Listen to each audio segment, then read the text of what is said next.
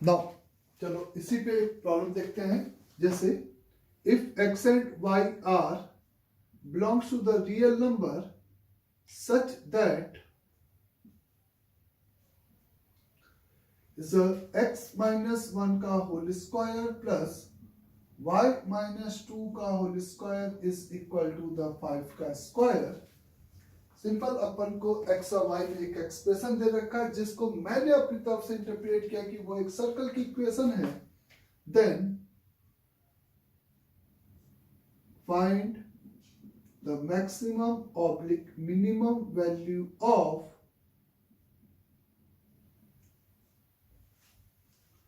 of simply a function of x comma y is x square plus y square plus का is a simply x square plus y square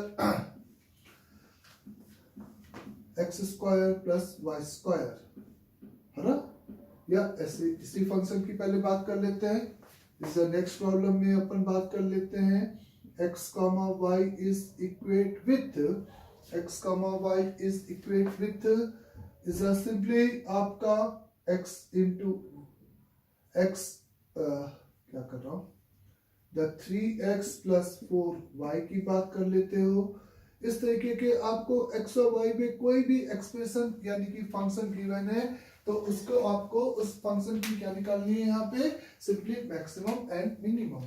तो मैंने आपसे कहा कि चूंकि ये 2 वेरिएबल का फंक्शन है एप्लीकेशन डेरिवेटिव लगाने के लिए भी अपन को इसको सिंगल वेरिएबल में बदलना पड़ेगा।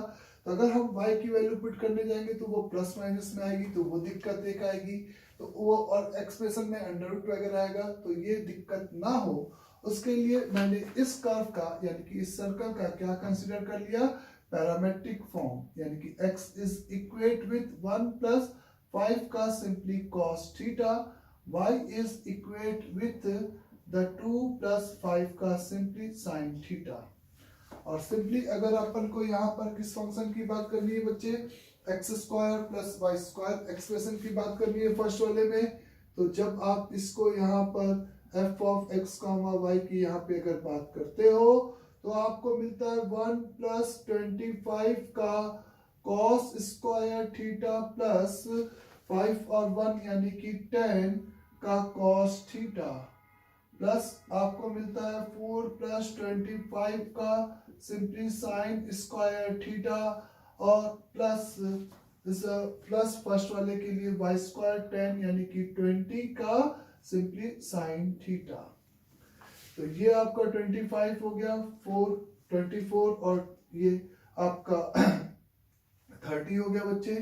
इसको ले लिया इसको ले लिया और इसको ले लिया तो this is now become 30 10 common निकाल दिया तो आपके पास cos का थीटा प्लस 2 का साइन थीटा आ गया। एंड cos का थीटा प्लस 2 के साइन थीटा की maximum value under root over a square plus b square और मिनिमम वैल्यू तो इस फर्स्ट वाले में f of x comma y का मैक्सिमम वैल्यू आप कितना बोलोगे बच्चे द 30 प्लस 10 इंटू रूट 5 और मिनिमम वैल्यू आपकी कितनी हो जाएगी द 30 माइनस 10 का रूट 5। ये रूट 5 वाला कॉन्सेप्ट क्लियर है सभी को। जैसा कि आपको बताया गया कि a sine theta plus b का cos थीटा की जो मैक्सिमम वैल्यू है अगर थीटा एक वेरिएबल नंबर है तो इसकी जो मैक्सिमम वैल्यू होती है वो under root over a square plus b square and minimum value आपकी सिंपली यहाँ पे कितनी होती है बच्चे माइनस का under root over a square plus b square. इस तरीके से आप बोलते हो और ये स्टेटमेंट कब तक ट्रू है जब थीटा इज कवर 0 से 2 पाई यानी कि पूरा एक सर्कल चाहे कोई भी या रियल नंबर है तो इससे बड़ा सेट होना चाहिए। अंडरस्टैंड सभी को यहाँ तक।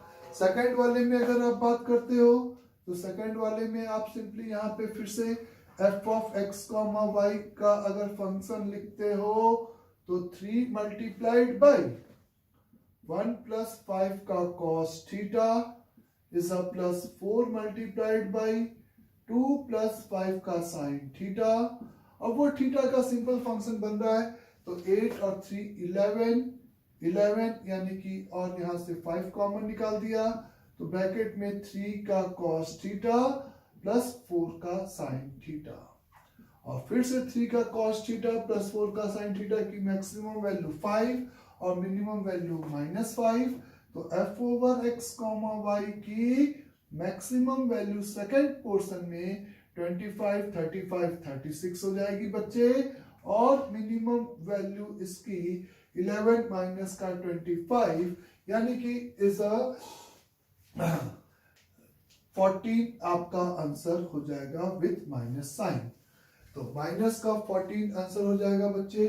तो इस तरीके से आप यहां पर मेरे को इस एक्सप्रेशन की क्या बता पाए, मैक्सिमम एंड मिनिमम वैल्यू, और अप्रोच आपका क्या था कि इस सर्कल की कांस्टेंट को सिंगल वेरिएबल में बदलने के लिए इसी सर्कल का क्या ले लेना है, पैरामेट्रिक फॉर्म ले लेना है, क्योंकि अगर x और y उस सर्कल पे लाई कर रहे हैं तो उस पॉइंट का कोऑर्डिनेट हम पर इस फॉर्मेट में हमेशा कंसीडर कर सकते हैं। तो ये एक टाइप के यहाँ पे प्रॉब्लम होते हैं जिस कॉन्सेप्ट की अपन ने अभी बात किया था उस पे बेस।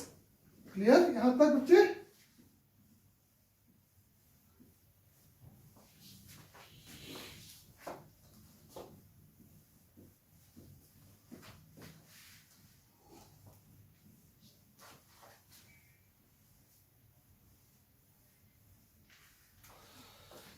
फिर अगर अपन बात करते हैं the position of a point,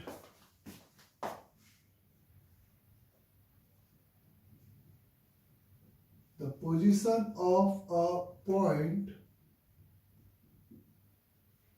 with respect to a circle,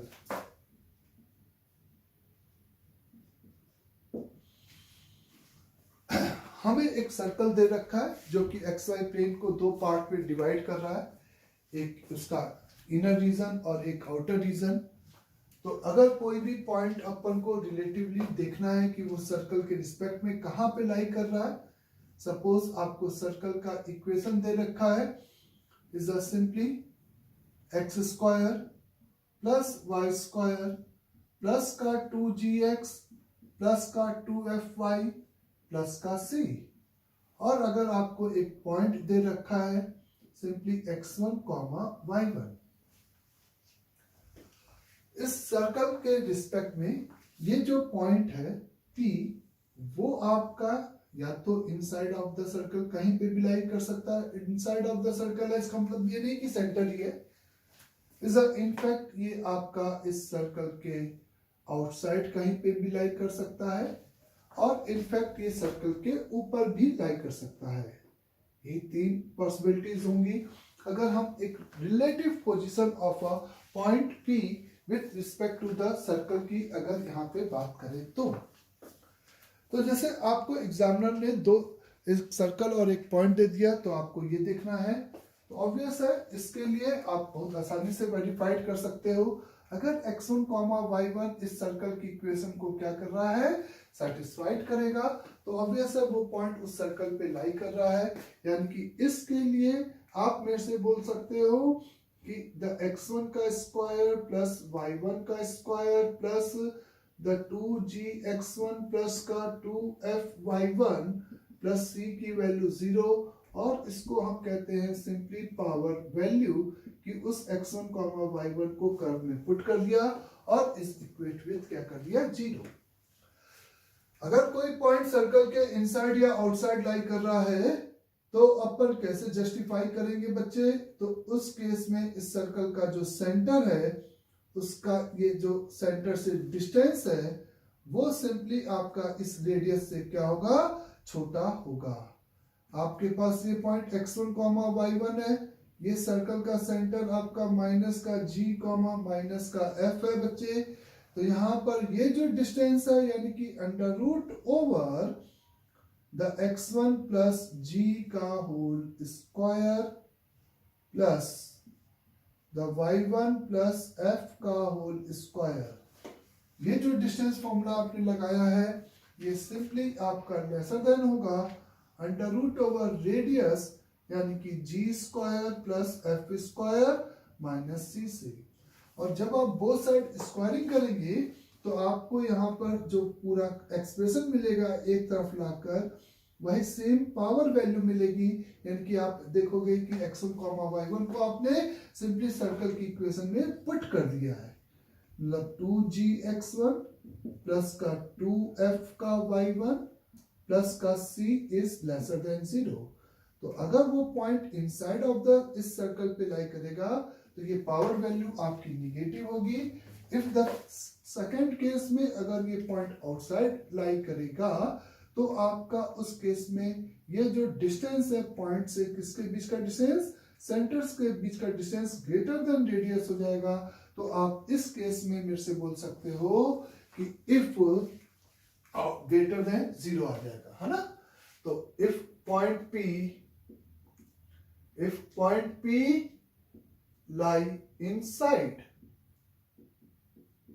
of a circle S बराबर 0, तो आप S x1 y1 यानी कि ये का मतलब क्या हुआ, उस सर्कल की इक्वेशन में आपने x1 y1 को पुट कर दिया स्टैंडर्ड फॉर्म ऑफ सर्कल में, जनरल फॉर्म उसकी वैल्यू लेसर देन 0 हो गई। इफ लाई, इसी का second case, if lie outside of the circle तो P over x1 y1 should be greater than 0 is lie on the circle तो P over x1 y1 is equal to the 0। तो अगर ये point आपका circle के अंदर है तो पावर वैल्यू निगेटिव, आउटसाइड है तो power value positive, on the circle है तो power value is equal to the 0। तो ये आपका मेन कॉन्सेप्ट होता है एक सर्कल के रिस्पेक्ट में एक पॉइंट को रिप्रेजेंट या देखने का तरीका। सिंपल पावर वैल्यू से हम वेरीफाइड कर लेते हैं। जब हम किसी क्वेश्चंस को करते हैं तो ये देखना है कि वो पॉइंट प्लॉट करते समय कि अंदर लाई कर रहा है कि बाहर की सर्कल पे, तो वो उसकी पावर वैल्यू से आप कंपेयर कर लेते हो 0 के साथ। इसी को में अगर आगे आप देखते हो कॉन्सेप्ट क्या पूछा जा सकता है, आपको पूछा जा सकता है फाइंड द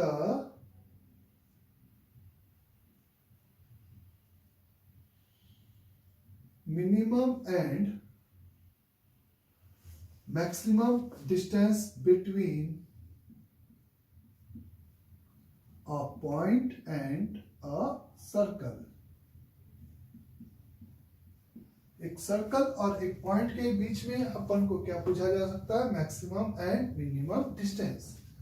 इसका क्या मतलब होगा कॉन्सेप्ट का, कि जैसे आपके पास एक सर्कल है बच्चे और एक पॉइंट है एंड फाइंड द मैक्सिमम और minimum distance between a point and a circle and also find corresponding point।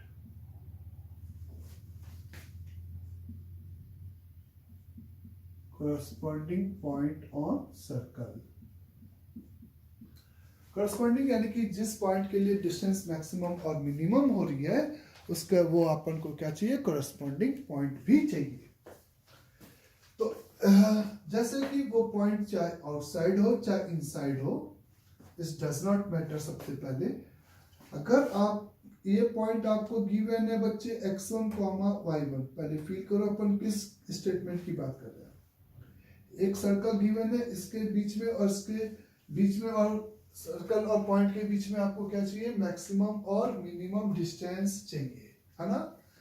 तो वो जो दूसरा पॉइंट Q है वो इस सर्कल पे आप लोगे तो डिफरेंट पोजीशन के लिए PQ अपनी लेंथ को बदलेगा, ये फील हो रहा है। इस सर्कल पे एक पर्टिकुलर पोजीशन ऐसी आएगी जिसके लिए वो लेंथ आपकी मिनिमम होगी और उसके लिए मैक्सिमम, और वो जिस पॉइंट के लिए मिनिमम होगी वही corresponding point on the circle होगा। ये फील हुआ सभी को। तो अगर आप इस पॉइंट को इसके सेंटर से मिला देते हो और एक लाइन सेगमेंट ऐसे कैलकुलेट कर देते हो, ये जो लाइन ड्रॉ किया है वो इस सर्कल के कहां से ड्रॉ किया है, सेंटर से। तो ये जो पोजीशन आप देख रहे हो सर्कल के ऊपर, ये आपको पॉइंट ए आपको इस पी का सर्कल से मिनिमम डिस्टेंस देगा, और पॉइंट बी इस सर्कल से इस पॉइंट का क्या देगा, मैक्सिमम डिस्टेंस देगा। क्योंकि अगर इस पॉइंट को मैं सेंटर से मिलाऊंगा तो इस पॉइंट पे जो ड्रॉन टेंजेंट है उसके रिस्पेक्ट में पूरा का पूरा सर्कल इस पार होगा, तो जो भी मैं पॉइंट लूंगा उसकी डिस्टेंस इस लेंथ से तो ज्यादा ही होगी। और सिमिलरली अगर मैं इस पॉइंट पे टेंजेंट ड्रॉ करता हूं तो पूरा का पूरा कर्व उस लाइन के रिस्पेक्ट में इधर है, तो जो भी पॉइंट होगा उसका ये डिस्टेंस इससे तो हमेशा क्या होगा, आपका बोले इससे ज्यादा होगा। ये बात सभी को क्लियर आपको अच्छे से। नाउ अगर हमें यहां पर तो मिनिमम डिस्टेंस अगर हम बात करें तो यहां पर क्या लिखेंगे बच्चे, is a PC minus radius. P given था, आर गिवन था, तो पीसी माइनस रेडियस का मॉड। आप कहोगे कि मॉड क्यों लगा दिया, पीसी तो रेडियस से बड़ा ही होगा, लेकिन वो इस फिगर में होगा जब वो गिवन पॉइंट आपका इनसाइड ऑफ द सर्कल अगर लाई कर रहा है पी, और ये इस सर्कल का सेंटर है, तो आप इससे ये जो लाइन ड्रॉ कर रहे हो वो आपको ये पॉइंट ए हो गया, और ये मैक्सिमम डिस्टेंस वाला पॉइंट बी हो गया। तो जब आप यहां पर पी ए निकालोगे तो आप कैसे करोगे, आर माइनस पीसी निकालोगे, बोले तो मिनिमम डिस्टेंस पीसी यानी कि वो गिवन पॉइंट, और सी जहां पे सेंटर है, और आर सर्कल का रेडियस है। मैक्सिमम डिस्टेंस बच्चे कैसे निकाल सकते हो, is a PC plus r, PC plus r, PC plus r, चाहे वो point inside of the circle हो चाहे आउटसाइड ऑफ द सर्कल हो, ये एक सर्कल और एक पॉइंट के बीच में क्या देगा आपको, मैक्सिमम एंड मिनिमम डिस्टेंस का कॉन्सेप्ट यहां पे अप्लाई करेगा। एक पॉइंट सर्कल पे मूव कर रहा है और एक गिवन पॉइंट्स के बीच का मैक्सिमम और मिनिमम डिस्टेंस। अब करस्पॉन्डिंग पॉइंट निकालने की अगर किसी प्रॉब्लम में क्वेश्चन है कि वो ए या बी निकालो, तो आप यहां पर ऐसा नहीं करोगे कि पी और सी को मिलाने वाली लाइन की इक्वेशन, नहीं तो ए और बी दो आएगा, फिर आपको डिसाइड करना पड़ेगा कि कौन मैक्सिमम वाला पॉइंट है और कौन मिनिमम वाला पॉइंट है। तो आप यहां पर जैसा कि आप देख सकते हो कि ये आपका मिनिमम डिस्टेंस हो गया बच्चे, स्मॉल है, ये सर्कल का सेंटर अल्फा कॉमा बीटा है, तो और ये इस सर्कल का रेडियस है। तो अगर इस वाले पॉइंट की बात यहाँ पे हम करते हैं तो आप सिंपली यहाँ पे क्या लगाओगे, सेक्शन फॉर्मूला। क्या लगाओगे बच्चे, स्मॉल एम क्या रिप्रेजेंट कर रहा है बच्चे, मिनिमम डिस्टेंस यहाँ पर, और कैपिटल एम क्या रिप्रेजेंट करेगा, मैक्सिमम डिस्टेंस। ये बात क्लियर हुई अच्छे से। तो वो पॉइंट ए का कोऑर्डिनेट निकालने के लिए हम क्या लगा देंगे, सेक्शन फॉर्मूला, यानी कि y1 multiplied by x1 multiplied by r is internal divide कर रहा है इन दोनों को, m into alpha divided by is the m plus alpha. ऐसे ही आप y कोऑर्डिनेट की बात कर लोगे। जब आपको ये तो a का कोऑर्डिनेट हुआ, जब आपको इस फिगर में b का कोऑर्डिनेट चाहिए तो b जो पॉइंट है वो कैपिटल M, यहां से कितना रेशियो रख रहा है बच्चे, कैपिटल M, और यहां से ये रेडियस r मेंटेन कर रखा है, बोले तो ये कैपिटल M/r के रेशियो में क्या करेगा, एक्सटर्नल डिवाइड कर रहा है। कैपिटल M/r के रेशियो में क्या कर रहा है, एक्सटर्नल डिवाइड कर रहा है। तो is again x1 multiplied by r, x1 multiplied by r minus capital M multiplied by alpha centre upon is r minus का m। सिमिलरली y कोऑर्डिनेट के लिए लिखोगे तो y1 into r minus capital M into beta divided by r minus का m. तो section formula है, क्या याद रखना है अपन को, सेक्शन फॉर्मूला लगाकर अपन को सिंपली यहाँ पर वो करस्पॉन्डिंग पॉइंट कैलकुलेट कर लेना है जिसके लिए मैक्सिमा और मिनिमा अटेन कर रहा है। इस फिगर में जब वो पॉइंट आपने वेरीफाइड कर लिया कि इनसाइड है और ये सेंटर आपका अल्फा कॉमा बीटा है, तो ये इस फिगर में स्मॉल एम हो गया आपका मिनिमम डिस्टेंस वाला सर्कल और गिवन पॉइंट्स के बीच में, सर्कल और गिवन पॉइंट्स के बीच में ये आपका स्मॉल एम हो गया बच्चे यहाँ पे, ये क्लियर इस फिगर में, और ये आपका यहाँ पे क्या हो गया, रेडियस हो गया। तो पॉइंट ए आपका एक्सटर्नल डिवाइड करेगा, क्या करेगा, एक्सटर्नल डिवाइड करेगा किस रेशियो में, तो आप मेरे से बोलोगे स्मॉल एम इनटू अल्फा, है ना। ये कंप्लीट फिगर बना के आपको फील करना है, जितना अच्छे से फिगर बनाओगे, फिगर बनाने का मतलब कि जब सर्कल बनाया तो पॉइंट आउटसाइड या इनसाइड वो पावर वैल्यू से चेक किया हमेशा। इससे जब भी दो कर्व को सेम स्केल पे प्लॉट करना है तो रिलेटिव वर्ड को हमेशा यूज करेंगे। बोलो बच्चों।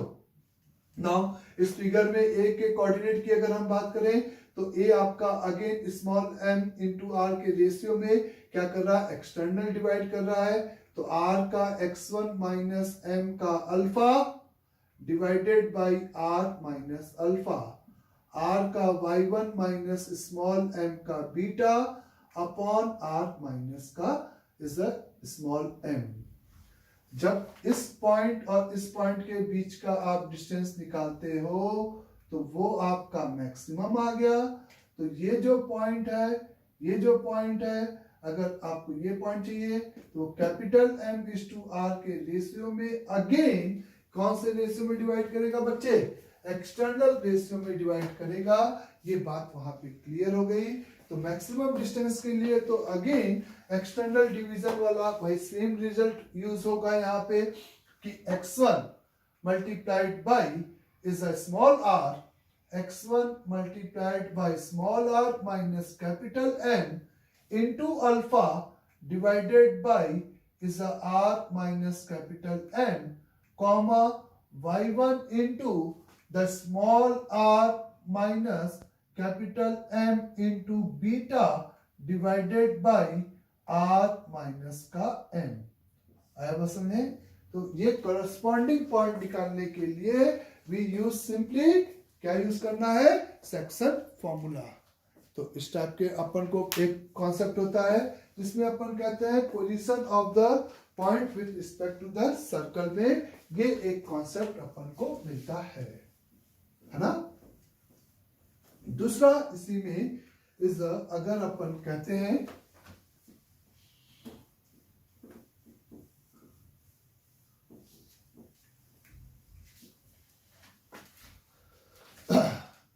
Position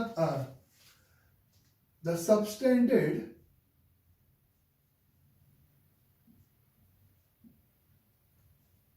subtended angle at P of alpha comma beta, the subtended angle at P of alpha comma beta by a line segment A of x1 comma y1 and B of x2 comma y2। x1 comma y1 and x2 comma y2 दो point है।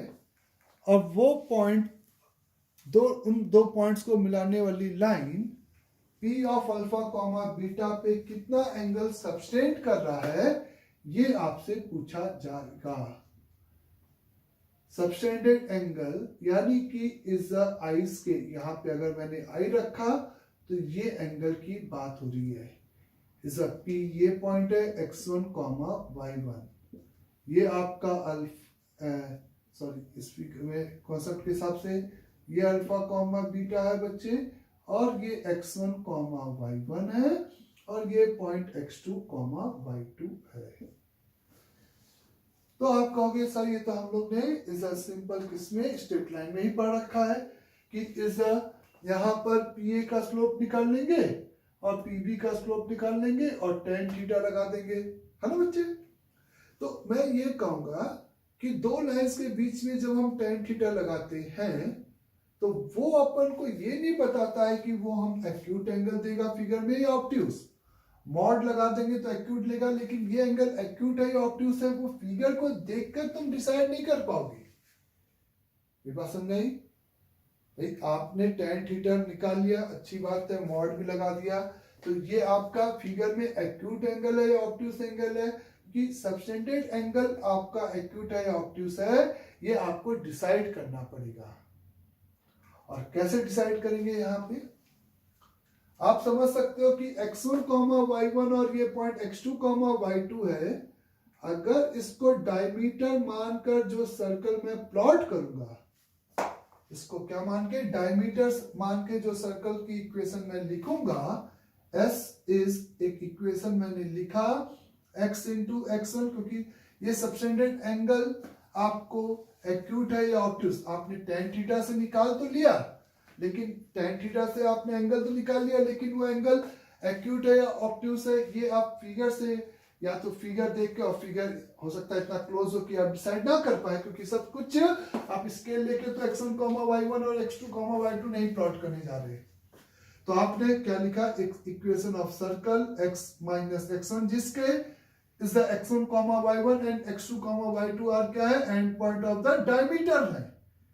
तो plus y minus का y1 whole multiplied by y minus का y2।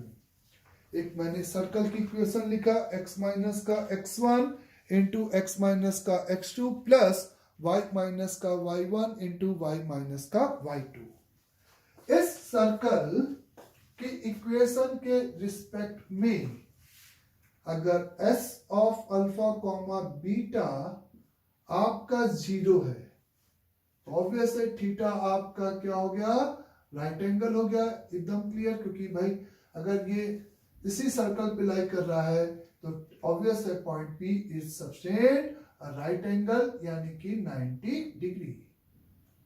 बात clear अच्छे से।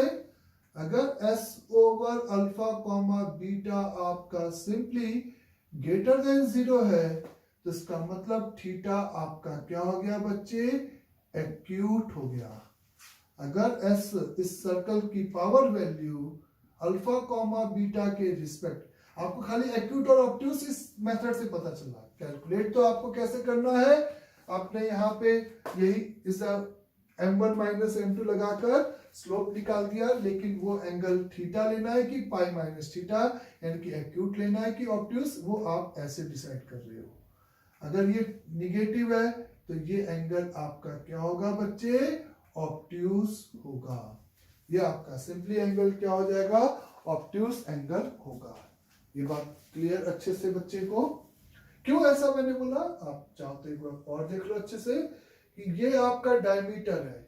अगर कोई पॉइंट बाहर है तो इसका मतलब कि ये इस तरह से सबटेंडेड एंगल मैं कह रहा हूं कि एक्यूट है। क्यों, क्योंकि ये एंगल यहां पर कितना है, ये एंगल यहाँ पे 90 डिग्री है और ये इस ट्रायंगल का एक्सटीरियर एंगल हो गया, जो कि इसका और इसका सम अगर 90 है तो ऑब्वियस है ये एंगल 90 से क्या है, कम है।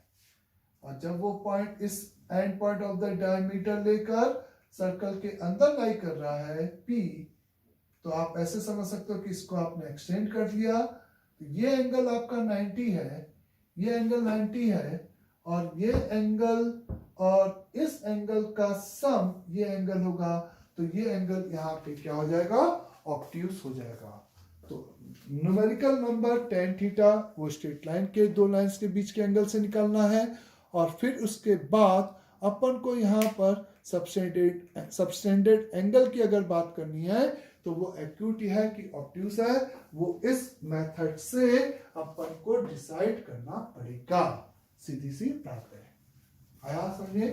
तो position of a point with respect to the circle में ये कुछ basic concept is frequently use होते हैं कि एक पॉइंट और सर्कल के बीच का मिनिमम और मैक्सिमम डिस्टेंस वाला खेल होता है, करस्पॉन्डिंग पॉइंट वाला खेल होता है, या एक पॉइंट पे एक दो पॉइंट से सबटेंडेड एंगल सबसेंडेड एंगल, ये पता करने के लिए आप इस मेथड में सर्कल को पिक्चर में लेके आते हो। क्लियर?